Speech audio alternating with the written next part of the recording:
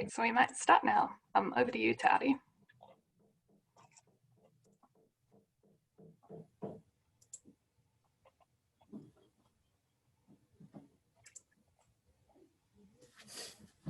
Kia ora Eleanor, kia ora tātou katoa.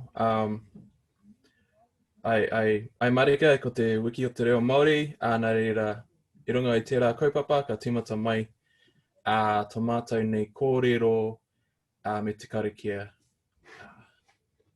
Wira te rā, wera te rā. Nā tangata whakaririka, wa mau ki te taura, ka whakatohia te ake, o tū mātātore. Oi, o waka. Tūriki, paneke, tūriki, paneke. Whanno, haramai te toki. Humie, huie, tāiki e. Kia ora. So that karakia I like is just talks about an anticipation of a great event with the sky as electric and full of energy, and we kind of all jump in the waka and paddle in unison to this new horizon. So kia ora. Kia ora, thank you for that. Kia ora tātou ngā mihi nui kia koutou te katoa.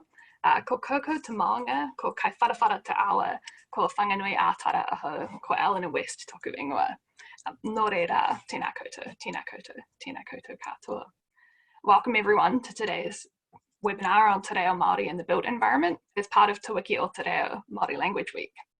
My name is Eleanor and I'm absolutely delighted to be hosting this kōrero today on behalf of the New Zealand Green Building Council. For those of you who are new here today, NZGBC is a not-for-profit industry organisation. We're working towards a future where all homes and buildings in Aotearoa are green and sustainable, making healthier, happier New Zealanders. We tend to focus quite a lot on environmental sustainability at the NZGBC. It's kind of our bread and butter, but we firmly believe that social and cultural sustainability are also critically important if we're going to improve our built environments. Championing Te Reo Māori and Te Ao Māori being well represented is a really important part of that. So we're really grateful to Te Audi, Vicky and Phil who have taken the time to come and speak to us all today. Just a bit of housekeeping before we start. You'll all be on mute throughout this presentation, but if you have a question, you can pop it in the Q&A chat box and we will answer them once our panelists have finished presenting. Our panelists today will be joined by Te Audi Prendergast. Te Audi, who just opened with our karakia, is an architectural associate at Toa Architects, where he specialises in realising iwi aspirations for education, housing and health, delivering authentic and culturally appropriate design outcomes consistent with iwi and hapu values. After Te Audi presents, we'll be hearing from Rebecca Kiddle. Rebecca is a senior lecturer at the Wellington School of Architecture, where her research includes decolonising cities and Indigenous place identities, Maori housing and urban design, spatial justice, Rangatahi involvement in built environment decision-making, urban and suburban spaces for community building and third places, and the politics of the production of place. And lastly, we'll be hearing from Phil Wihongi. Phil is a roof tiler, landscape architect and planner, and is currently the Maori design leader in the Auckland Council Design Office. Phil has experience within local government, environmental consultancy, and working within the Raukawa Charitable Trust, which is a post-settlement tribal authority located in South Waikato. We're especially grateful that Phil is joining us today at late notice, stepping in for Roe Hoskins, who's been unable to join us, unfortunately. So we're going to hand over to Te Audi Prendergast to present. Te Audi, if you'd like to turn your video on and share your screen.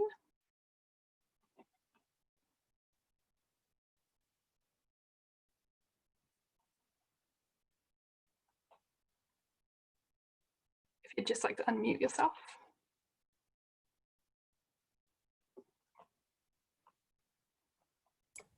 I think we can see that. Is that shared okay? Yep.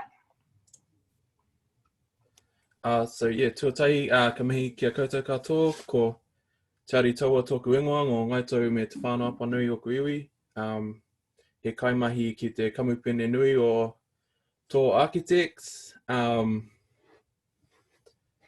So I just want to, this is a sort of a, in the spirit of green building, this is a recycled talk I did for ADNZ a couple years ago, and it just talks about some of our mahi at Tō Architects And I just want to acknowledge, along this kaupapa of Te Reo, and what a privilege it is to work at a company where Te Reo is not only valued, but it's normalized. And there are 3 very strong Te Reo speakers, and many others that are in the process of learning. And so you'll often just hear us all speaking Maori in a casual sense, and I think that's a very unique thing in a private business in this world, in this country. So just a big mihi to Nick and the tō whānau. So te ara o rata, so this is sort of the pathway of rata. So rata is kind of like one of the key sort of atua demigods for the architecture profession, for the building, for design profession. So the aras have been the process. So I was sort of focusing on what is the process of architecture, and it does stem from some of these key myths, key legends that we have that not only speak to the art form, but also the process of how you go about things in a correct manner through a tikanga. So nā uri o te whānau a rata, the children of rata is sort of a name for people within our profession. So the carvers, the weavers, builders, architects, engineers all come under this concept of being the children of rata. So as I said, like there's some key narratives, key rituals, key myths and legends that kind of speak to what we do in our profession that stem from the tohunga whakairo. So I'm going to run through 3 karakia that I kind of have heard or read or been taught to me that speak to like some key values in regards to how the tikanga of what we do. So a lot of people, we talk about values in Kaupapa Māori design and Maori design in architecture, and we're often quoting the tangas, the wairoatanga, manaakitanga, kaitiakitanga, but at the heart of those kupu, they stem from these stories, these karakia that how do you enact being a kaitiaki? How do you enact the act of manaaki? And it stems from these where does tikanga come from? It comes from these kōrero o ngā matua tipuna.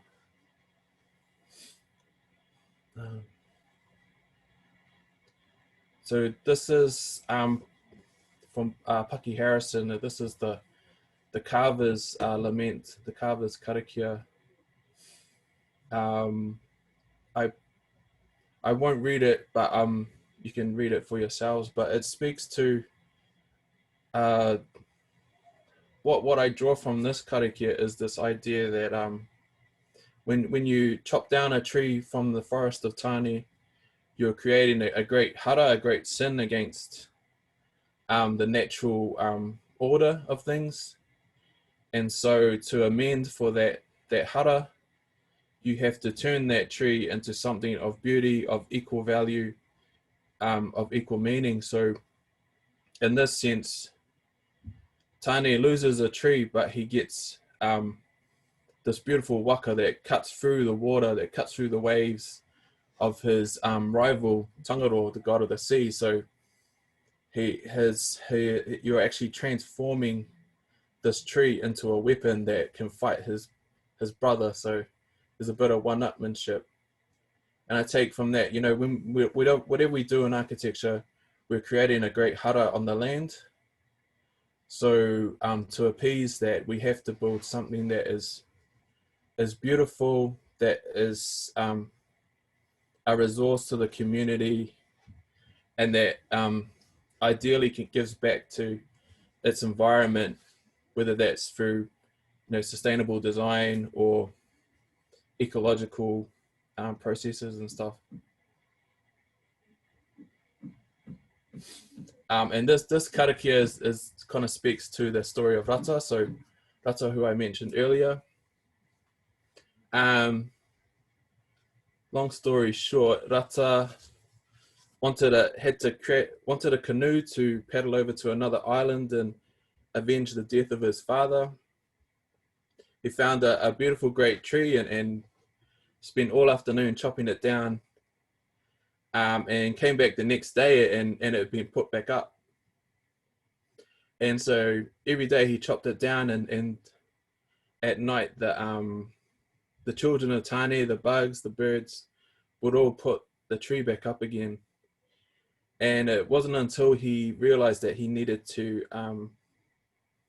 ask permission to take the tree from Tane, that he was allowed to have the tree, and then once he had gone through the correct process of asking for permission, the birds and the insects and the children of Tane helped him to carve the waka. So I think there's a definitely, when you ask for permission, when you do follow a correct process, it brings everyone together and everyone is actually going to pitch in and help you with the project. So that's quite a good lesson, especially when working with mana whenua and iwi and tangata whenua groups, is once we get that process right, that will streamline the project and get you to the result in a much quicker manner.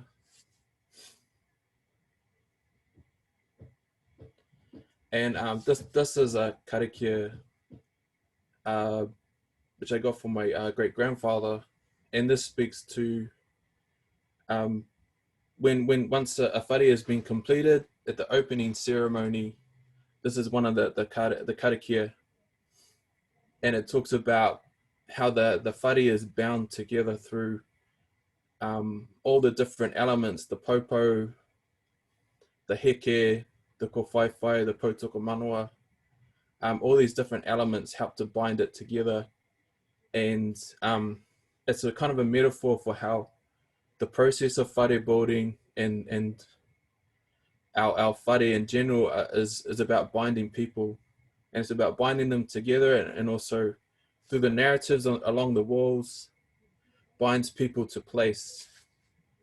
And through that process, it talks about it becomes a safe and warm and dry place for all, to protect them from the elements.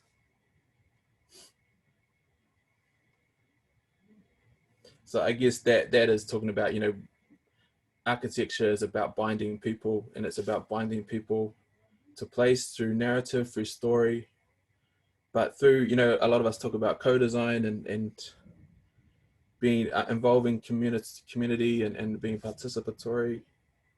It's about binding people together, binding them to that building, so it has a living presence. Yeah, so this is sort of how I feel about architecture, and a lot of architects around the world kind of do talk about this, but the idea that architecture is kind of this bridge between people and place, and is the interface, or how we kind of interact with the landscape.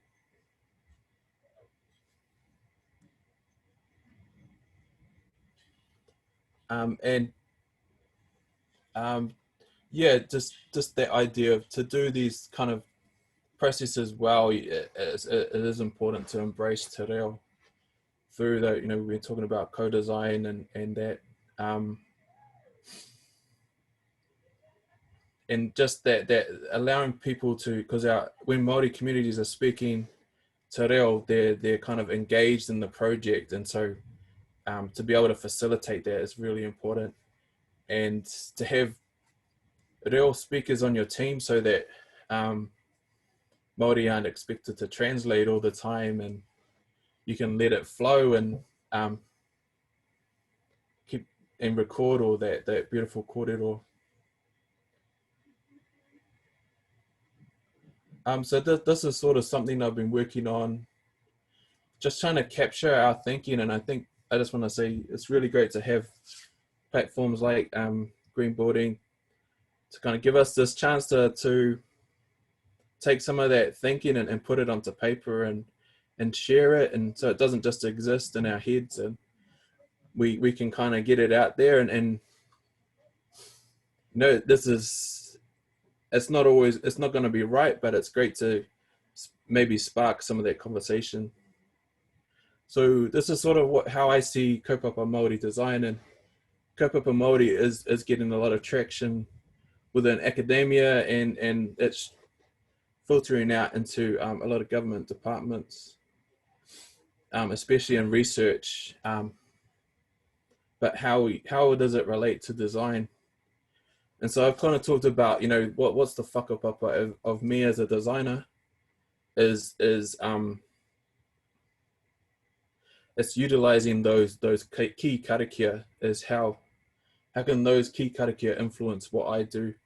And those karakia have come from key mentors for me in my development. So that's kind of describing who I am as a designer. That's what I bring. I don't claim to have this knowledge, but I've gained knowledge from some great people in my time. So there's the whakapapa of the designer. And then so when you work with a client, they have their whakapapa, but there's also their whakapapa that relates them to their ancestors, to the landscape.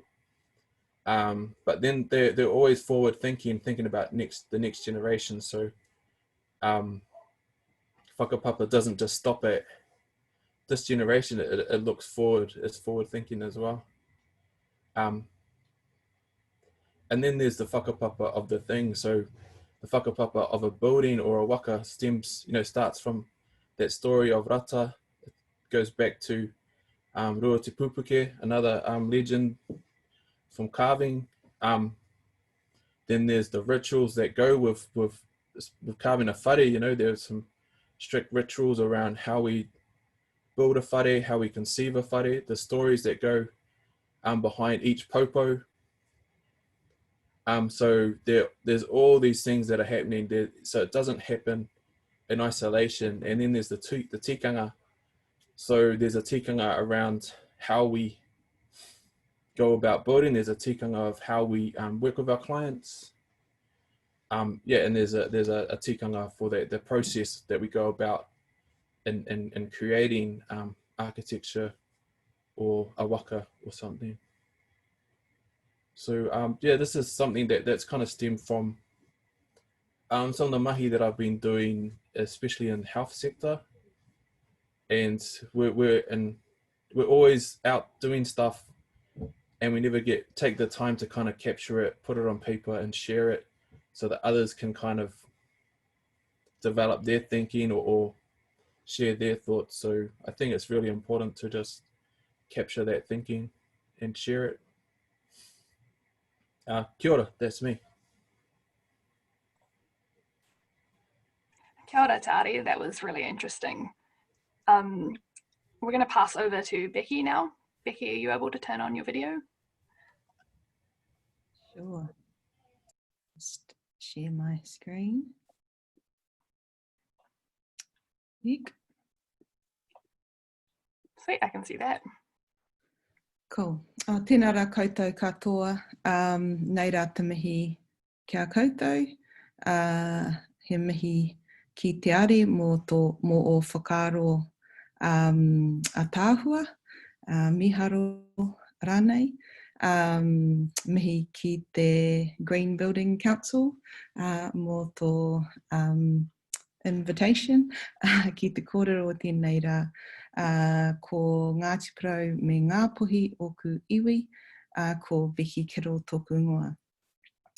So just to sort of launch in, when I was given the topic and asked to speak on this, I was really interested, just sort of thinking about my own kind of reo journey, which has been up and down, I guess. I started my reo journey at Hato Hohepa, or St. Joseph's Māori Girls College, which was one of those Māori boarding schools that that was set up to assimilate Maori kids back in the day into a kind of Pākehā way of life, but has now completely flipped its remit to over the last sort of, I don't know, 50 or so years under the leadership of Miss Kingi, flipped the remit to be focusing on trying to get, Ko Te Reo Māori engaged with things Māori, including the reo. But I definitely am still at the kind of mediocre level. So this presentation is really a kind of perspective from someone who is still on the journey and still trying to learn. And I was really, I thought it was really important, if I think about my own journey, to normalise the reo. And there's been lots of talk about that, and Te Audi referred to it in his kōrero. And of course, Māori meaning normal. How do we kind of Māori the reo? How do we make it normal? And I think there's some really interesting work going on in, particularly under the leadership of Rawenia Higgins, who's does a lot of work around Te Reo Māori revitalisation, and she talks about it taking 1 generation to lose a language and 3 generations to restore it, which is a little bit disheartening, really, that it's kind of takes 3 times as long to get it back than it does to lose it. But she's pretty hopeful in the way that she views Māori language acquisition, and she talks about this notion of right shifting, which I think is a really good way of thinking about the reo. And she talks about us kind of, understanding where we are in this journey, but sort of moving along this continuum of sort of zero to passive to active learners and speakers.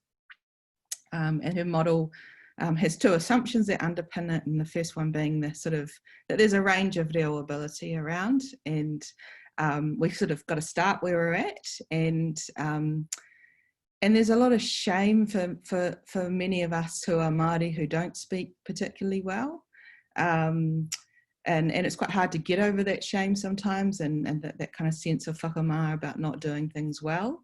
But she's sort of very very matter of fact that we're all kind of along this continuum, and you just have to keep moving to the right. And then she also talks about this idea of tailoring things to the individual. So not imagining that we're all experts that we all have to be expert before we can use the reo, but we kind of are moving along this continuum, which I think is a helpful frame to think about some of these things. And if I think about why does that matter for the built environment, which is the sort of space that I work in, at least in the sort of an academic sense, there's some really interesting work going on in South America with Indigenous peoples there, where they're talking about how do you create what they call linguistic landscapes, and the actual landscapes, but linguistic landscapes, and then how might they also be semiotic, with semiotic being kind of the science of signs, sign making, and of course language is a crucial kind of marker that sits under this idea of semiotics. Sorry, I'm just struggling with my screen here. So I thought this was a really interesting quote. The most basic informational function of the linguistic landscape is that it serves as a distinctive marker of geographical territory inhabited by a given language community. So if we're not speaking reo in this country, and if we're not using reo in our landscapes in this country, where else would we do it? And isn't this a great way of kind of a marker of our geographical territory? Another group of authors also talking in South America talk a little bit about why it's important that language is present in our landscapes.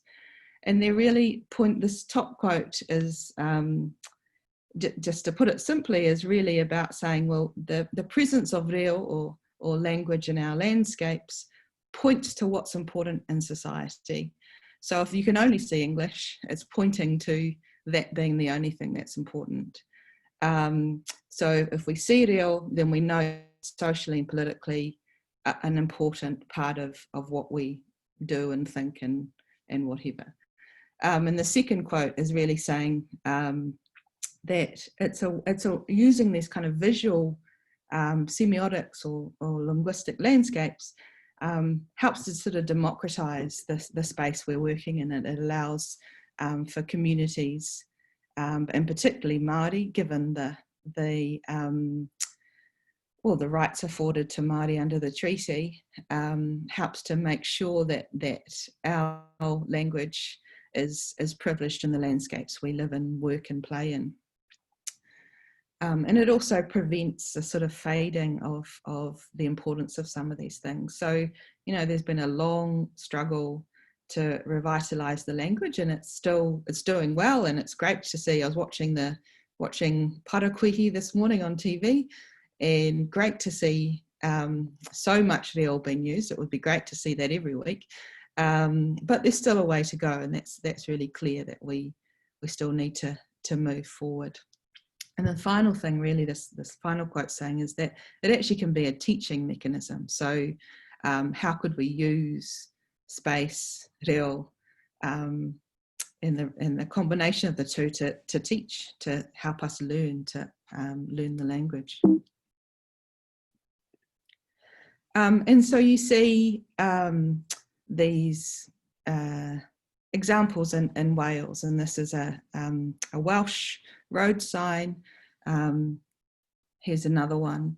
And the reason I'm showing these ones, because obviously we have our own here in Aotearoa, is that they're very everyday signs, they're very mundane signs. They're not just for the kind of special places that we want to kind of highlight, like civic square or a church or a sort of site of historical significance, but therefore the sort of everyday, boring, no entry for heavy goods vehicles signs.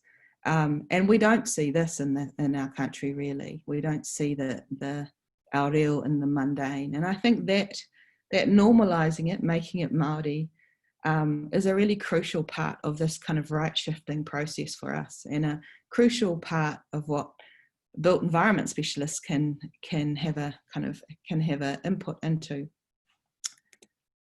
And there has been some work done, and I'm using Wellington examples because that's where I'm located. But Wellington City Council have developed a Te Reo Māori action plan, and I know that's not exclusive to Wellington. There's all sorts of stuff going on around the country in relation to different councils.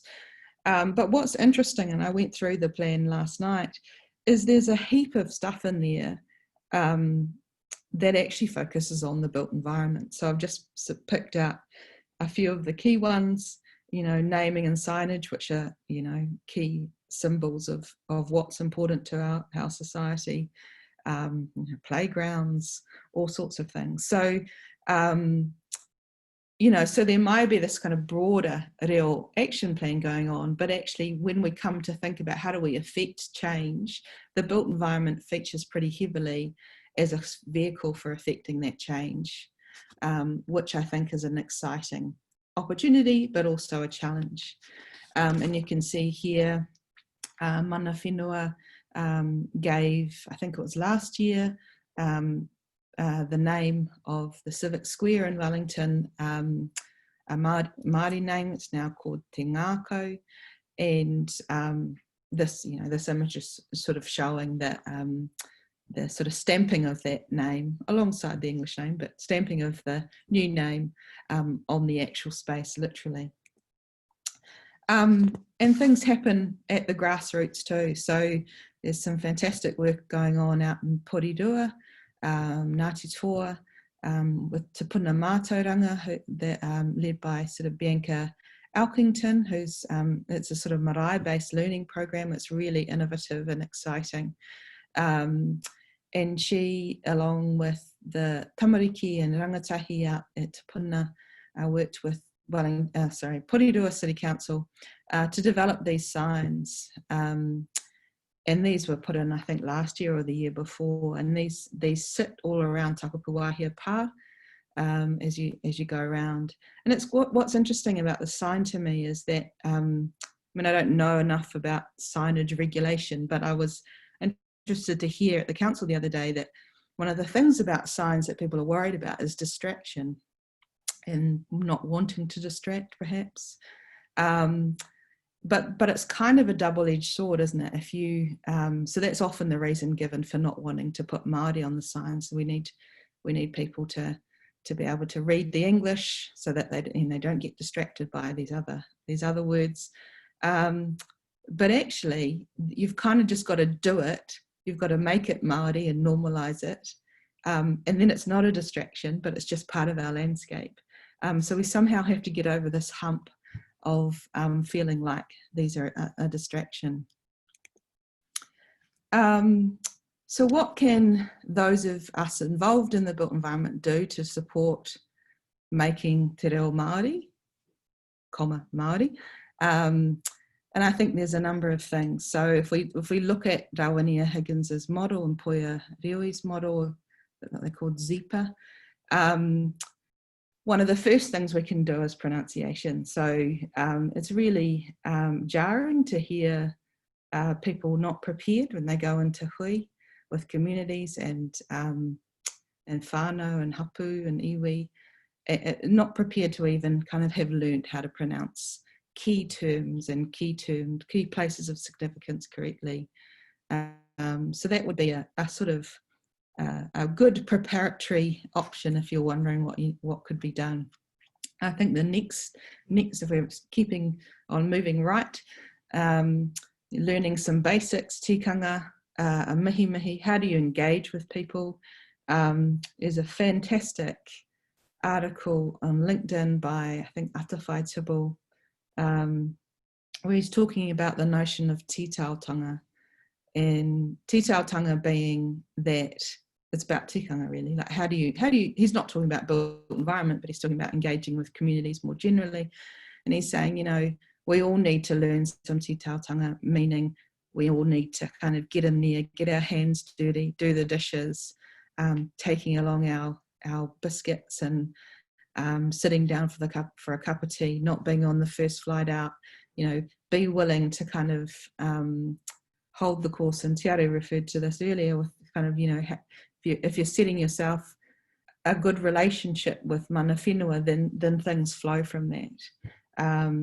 So it is about relationship building, and I know some people find that tricky, but that's just human, right?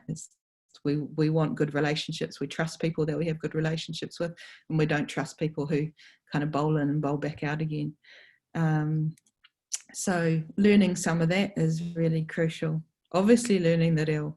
And I think, you know, in the past there's been a lot of whakamā or concern about whether Pākehā should learn the reo, and I think we're sort of kind of gotten a bit over that hump really, and I think there's such a strong call for courses. I mean, in Wellington here, I've heard of many people saying that they couldn't get into courses, Te Reo Māori courses this year, because they were just so oversubscribed. So there's obviously a real will and longing to learn the reo, and I think there's a general acceptance that that's for everyone needs to learn. If Pākehā learn, then that's also good for us Māori, because then we can hopefully start to hear it more and more, as Te Ari said, in our workplaces, in our, you know, in the streets and so on.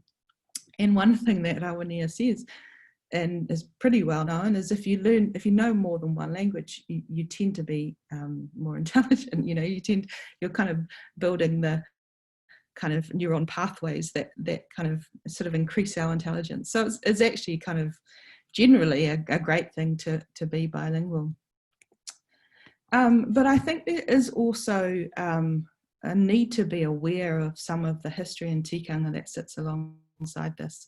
So I said earlier that, you know, as someone who's on the journey, but not by any means fluent and mediocre at best, you know, there is a lot of shame in not kind of knowing language and not knowing things. And I think sometimes that the understanding of the kind of the connection for Māori between not knowing, the shame of that, and the lack of reo is a bit lost on some of our Pākehā colleagues and friends who just sort of bowl in and learn the reo. They're very good students and they, you know, quite likely to get A pluses, but without any understanding of the kind of political backdrop that sits behind that, and the, you know, the sort of not having to think about how reo ties up with identity and, you know, past wrongs and all those kinds of things. So it's really, I think it's really useful and in fact probably imperative that people learn history and tikanga alongside the reo. And I think we need to, as built environment people, be always looking for opportunities to tautoko all these efforts to create these linguistic and semiotic landscapes. And I say this because I think it's true, but also because I have a great opportunity for you to get behind something that would be creating a fantastic linguistic landscape in our country. And this is a group of fantastic young women who lead the project, ARCO, and they work up in Kaikohe with lots of Tai Tamariki, to use the dialect up there. And they work with Tai Tamariki to make sure their voices are heard when we're thinking about our built environment. And also to introduce them to things design and design thinking and design solution building.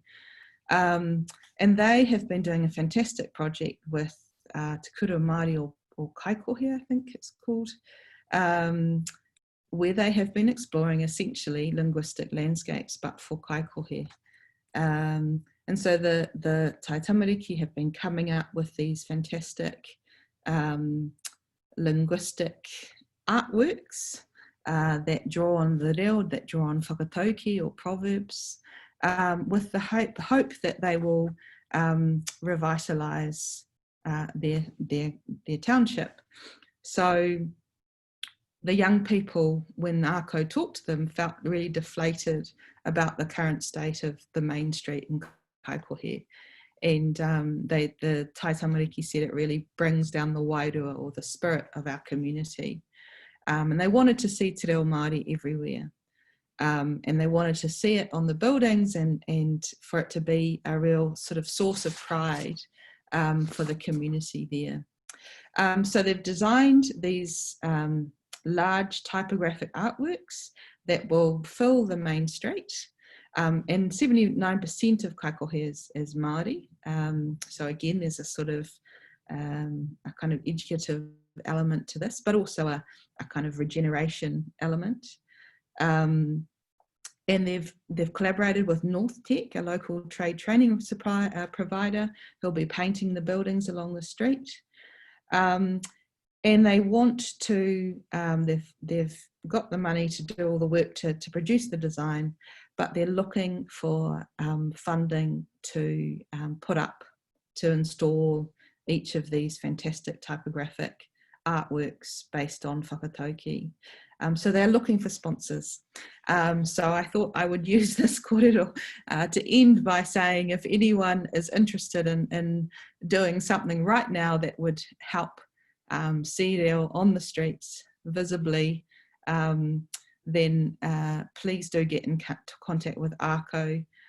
Each $10,000 that they raise, they can put in a large-scale installation. And wouldn't it be fantastic to see those kids' designs realised in their town? So kia ora koutou. Kia ora, that sounds like such a cool project. I've not heard about that before. I'm definitely going to be having a Google. We're going to pass over to you now, Phil, if you'd like to turn your video on and unmute yourself. Kia ora. Sweet. Are you able to share your screen?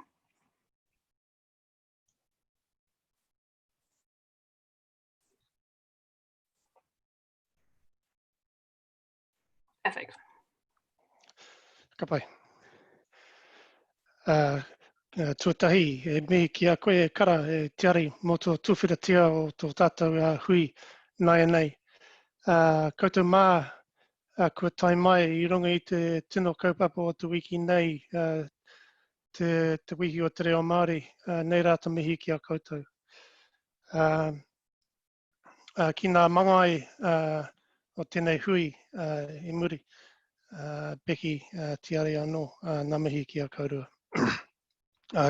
Kia ora everybody, ko whiwihongi tōku ingoa, he iuri tēnei o Ngāti Mahia o Tūria Hua o Ngāti Hine, Nota Nota Ke ahau. Kia ora everybody, good to be here today, stepping in for Ray Hoskins and acknowledging my learned fellow presenters for their presentations they've provided today. I currently work for Te Kaunihera o Tamaki Makaurau Council, Auckland Council here in Tamaki Makaurau, and I'm part of the Māori design team that we have here in Council. I thought I'd open up my kōrero with just building off some of the things that that have been brought up by Becky and by Te Ari. We need to be mindful of the Te Reo is all around us, that our landscape is completely imbued with Reo. The key to unlocking that is access through mana whenua. They are the holders of it, of those names, of those places, of those histories. So I would advocate the importance of relationships. And the other thing I just want to, whilst we acknowledge that Te Reo Māori is our reo mātua, our first language, it is our first human language, and it points back towards Te Ari's kōrero about rata. So the first language of Aotearoa is the language of place, of our manu, of all those things of the environment. So I'll just start with that. So just to, as I said, I work for Auckland Council, just in terms of providing our legitimacy for the amount of attention that we focus on the reo within our built environment. The first point of legitimacy is as agent for the Crown.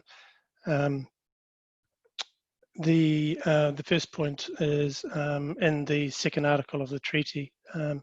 So recognising the importance of the reo as amongst the taonga of Māori, of mana whenua. Secondly, within our 30-year strategic plan, the Auckland Plan 2050, there's a number of key outcomes and directions that have been agreed by the community as being of import for Tamaki Makaurau, the place, and for Te Kaunihera within that.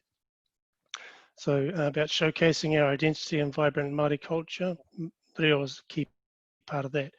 Celebrating and supporting reo to flourish in place, and reflecting mana whenua, mātauranga and Māori design principles throughout Tamaki Makaurau. The last document that I will point to is our Māori language policy. So this one guides council itself, but also our CCOs, our council control organisations. So what the policy seeks to enable through council's operations is to promote a language that's seen, and the language that's heard, language that's spoken, and language that's learnt, which picks up on Becky's earlier points. I thought I'd just talk very briefly about a couple of examples of how council supports the reo. Te Wharaua Tāmaki is our corporate headquarters. I guess it's here in Albert Street. I'm here today on a beautiful Tāmaki Makaurau day, but it's the corporate headquarters for council. So this building was formerly ASB corporate headquarters. So as such, it's a testament to 1980s corporate largesse, one could say. But when council bought the building, one of the things that they sought to prioritise was how we can make this building more suited to the communities that we serve, and in particular our Māori community. And one of the ways that was enacted was through our looking at Te Reo Māori and Te Teo Māori within the form of this building. So there's a few ways that we've managed to incorporate those things within this building.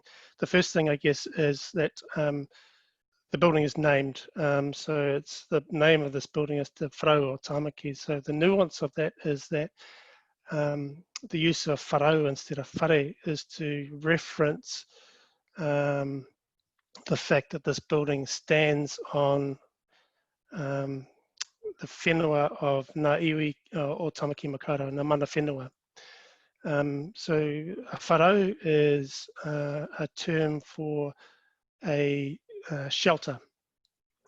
So I guess the distinction there is that it's not competing with the whare nui that stand in their mana on their own ancestral whenua. So there's an important distinction there, just in the naming of it. The pepeha that we have for the building talks about the cultural landscape that this building is located within. We've also gone through a process with some tohunga and we've created an entire knowledge system within the structure of this building. So within that structure, each of the floors is named. It's named around the maramataka, the calendar. They're named about place and named about natural features and phenomena that are unique to this location, Tamaki Makaurau. So each of those floors has a role to play within that knowledge system. Within each of those floor names, there's meeting rooms which work with that theme, with that name for that floor, which provide a deeper, I guess, reach into what that floor is standing for and representing and talking to. We also have incorporated Te Reo Māori in our lifts. So as people are coming into our building, there's language that's seen. They get into the lifts to come up to their meetings or to their place of work. There's language that's heard, and also provides the opportunity for learning as part of that. So that's just very briefly about one of our whare, our buildings here. Just very quickly in terms of Te Poka Pū, Aotea, for those who know Auckland, the Aotea Centre is one of the key civic buildings within Tamaki Makaurau. So we've just been undergoing a significant refurbishment of the building, and a key part of that was how we look to incorporate the reo within the building. So as I've just attached on this slide, I've just attached some of the ways that we are utilising the reo. Again, the reo is in the lifts within this building, so it's heard. But you see within all of these signs that reo is given primacy, and that's a key thing, that the reo is given primacy to recognise. It's used first to recognise the first place of the language. So all throughout the building, signage and wayfinding to help people get around the place. And just lastly, I just want to talk to Becky's corridor just before was talking about not just celebrating reo in special places, but utilising functional language that's it just reinforces the importance of it through its functionality. So looking to normalise reo in our daily life for the people within our urban environment. So yeah, native and normal in place, I think, is a really good way to look at if we can get to that point where the reo is native and normal in this place and talks to this place. So transport is a great way that we're doing it. So incorporating on buses and trains, increasingly as part of our wayfinding and signage as we to encourage people and navigate people around our urban spaces, and the bits that the public transport land in as well, our transport hubs. We have a major infrastructure coming up soon with the CRL coming online, and just the amount of work that's gone into those. So you'll be hearing Te Reo on public transport as you're travelling into the city and out of the city, but it will be where you land in the city as well. It will be reinforced. So yeah, I just wanted to, basically that's my presentation. So just to talk to some of the things that we're doing here at Council.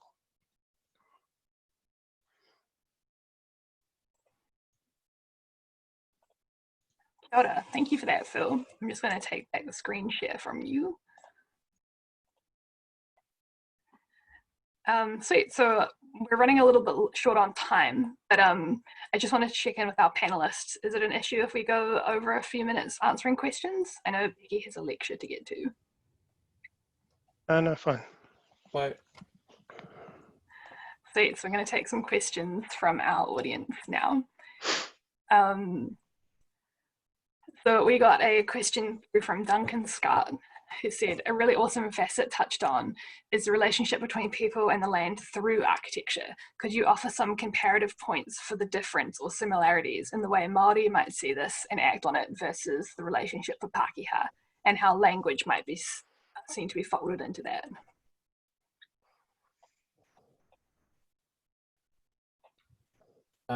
If I could start the answer to that, I think I made a comment on one of the questions, and it is like, if you unpack modern urban design today, it stems from ancient Rome and ancient Greece, and you've got, you know, in ancient Greece, when you walked into the Forum, you got the Ark of Titus or the Ark of Janus. Then there's the colonnade of heroes like Hercules, and then there's the terminates at the temple of Jupiter or in the fountain of Neptune, I think.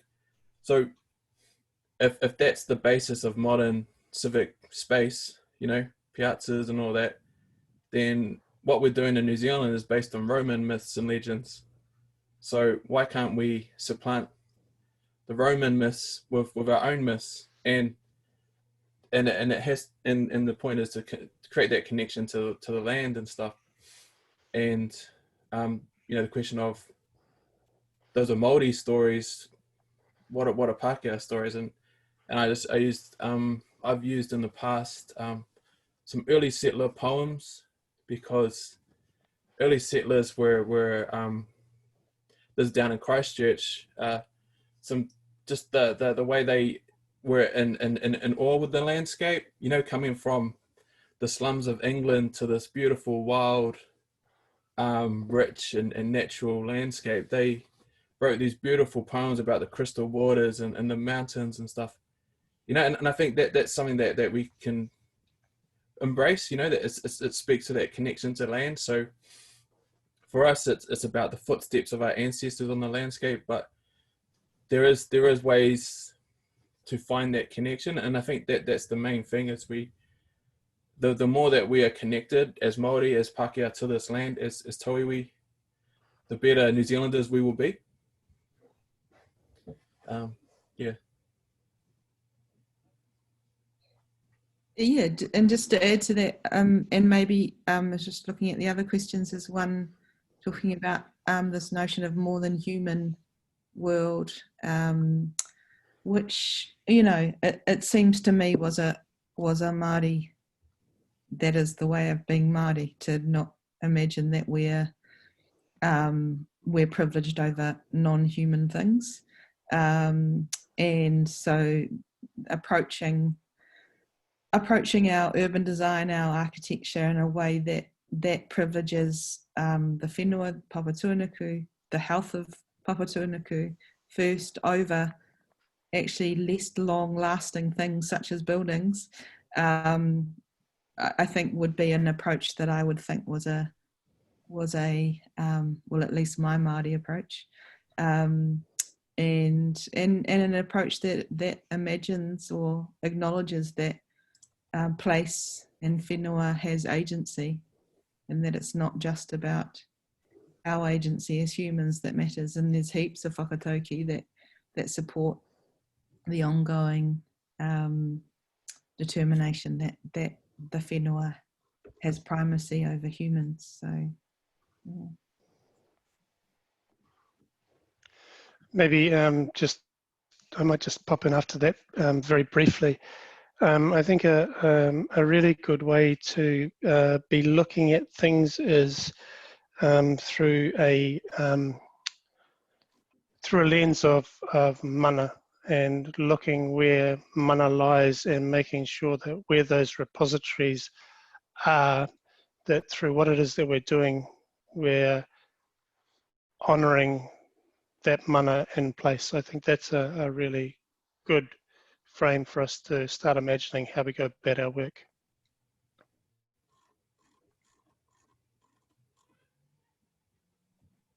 Kia ora. So we got a question that came through in Te Reo, and my Te Reo is not fantastic. I think the gist of this question is asking how you are involving mātua stories and knowledge into your design. I believe that's what that's asking. Please correct me if I'm wrong.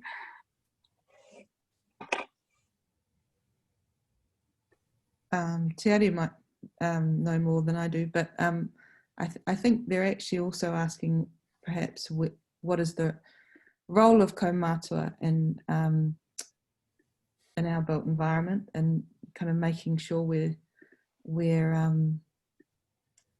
doing the right thing by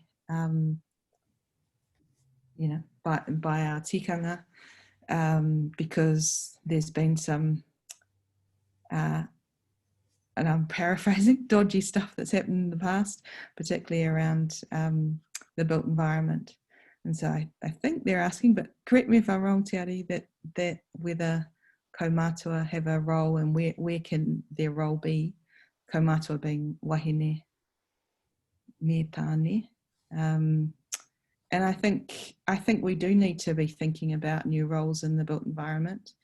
I had a really interesting discussion with Bernard Makuari the other day, who was talking about the fact that many of our built environment practitioners don't know how to engage well with, we don't know how to translate ideas Māori into the built environment.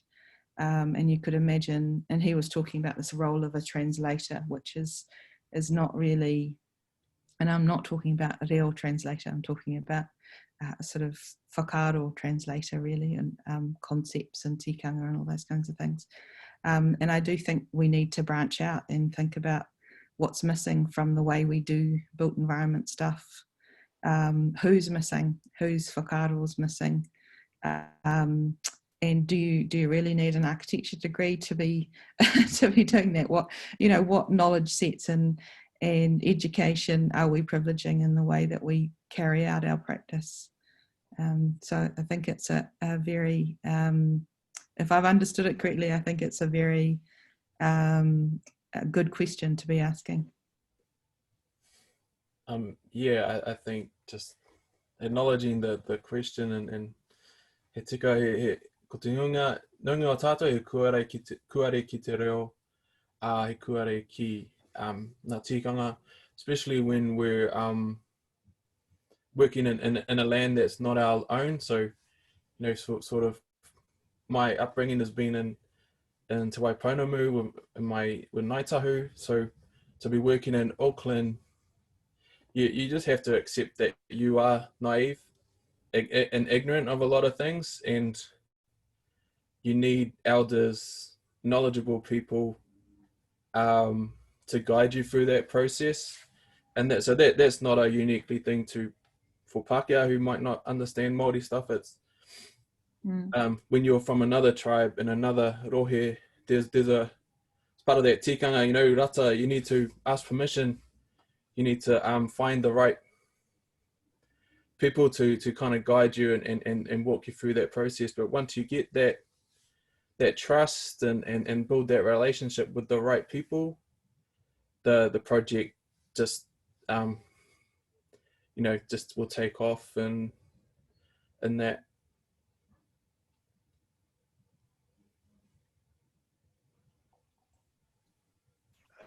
I think one of the challenges for us working in the built environment is actually being able to reach out to those repositories, to those holders of knowledge.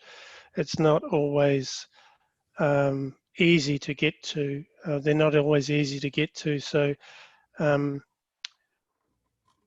the important thing from my perspective and experience is the value of relationships and making sure that you're keeping those warm by having good relationships in place.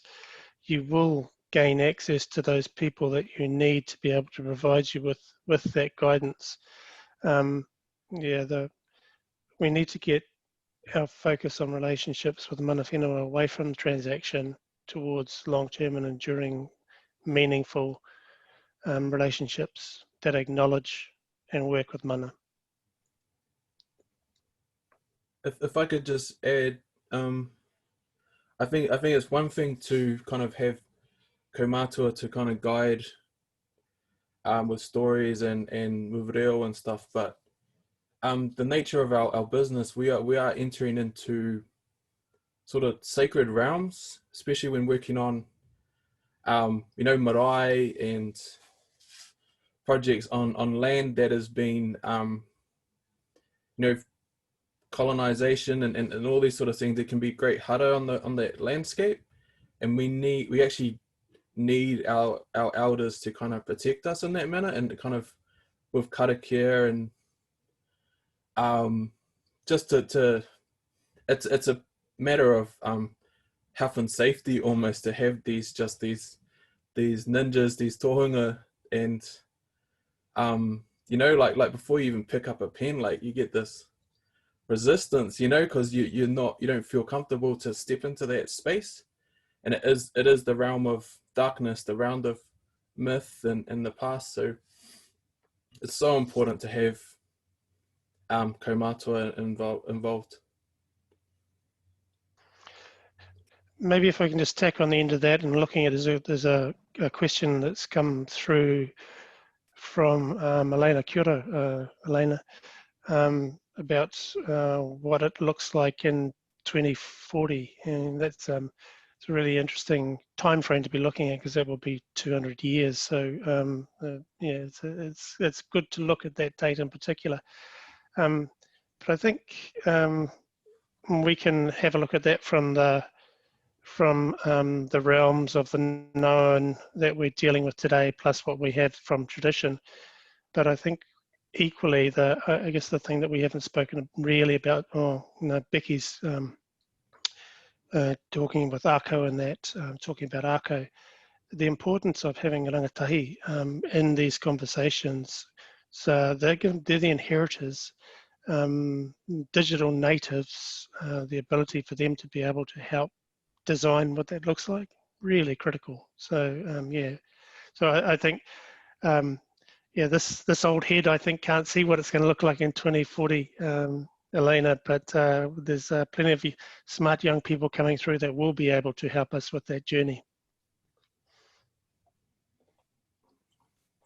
I think one of those, just, you know, like with Becky's kōrero about dual names for you know, wayfinding and that, and we worked in hospitals, and like the idea of having dual languages in hospitals scares people, because they don't want, in emergency situations, they don't want people to go the wrong way and all that. But it's already in a dual language if you look at it, because you know, it's Latin. A lot of the words are in Latin, hematology and stuff like that. So it is really, okay, how can the reo actually be aid in that process of wayfinding. So our reo can be really simplified, and using that kind of reo with icons and stuff to actually improve wayfinding. I think that's, if we can find that sweet spot, that's a beautiful spot